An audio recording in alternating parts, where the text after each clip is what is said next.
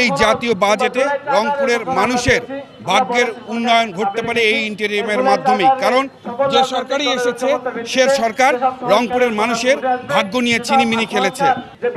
এই রংপুর অঞ্চলের মানুষ যে বৈষম্যের শিকার, আগামী যে জাতীয় বাজেট, এই বাজেটে আমরা রংপুরের মানুষ অতিরিক্ত বরাদ্দ চাই। বাংলাদেশের যে জেলাগুলো আছে এই জেলার সঙ্গে রংপুরের মানুষের যে বৈষম্য, এই বৈষম্য নিরসনের জন্যই আমরা এই ইন্টেরিমের কাছে রংপুরের মানুষের জন্য অতিরিক্ত বরাদ্দ চাই।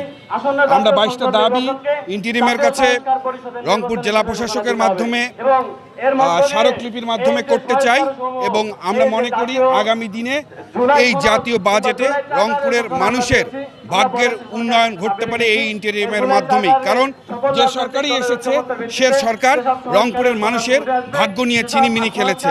আমরা বলতে চাই 24-এর গণ অভ্যুত্থান রংপুরের মানুষের বৈষম্য নিরসনের একটা উল্লেখযোগ্য সময়। এই সময়ে যদি আমরা রংপুরের মানুষের ভাগ্য উন্নয়নের কাজে না লাগাতে পারি তাহলে আর কখনোই পারবো বলে আমরা মনে করি না। এই জন্য আমরা চাই যে রংপুরের মানুষের জন্য একটা অতিরিক্ত বাজেট বরাদ্দ দেওয়া হয়। পূর্ববর্তী সময়ে যে বিগত ফ্যাসিস্ট সরকার কিংবা 1971 সাল পরবর্তী সময়ে যে সব সরকার ক্ষমতায় ছিল তারা দীর্ঘদিন সময়ে রংপুরের মানুষকে শোষণ এবং বঞ্চনার শিকার করে রাখছে। আমরা সেটার প্রতিবাদ জানাই। আমরা প্রতিবাদ জানাই যে 24-এর গণ অভ্যুত্থান পরবর্তী সময়ে আমরা রংপুরের আসন্ন জাতীয় বাজেটে বরাদ্দ বৃদ্ধি চাই।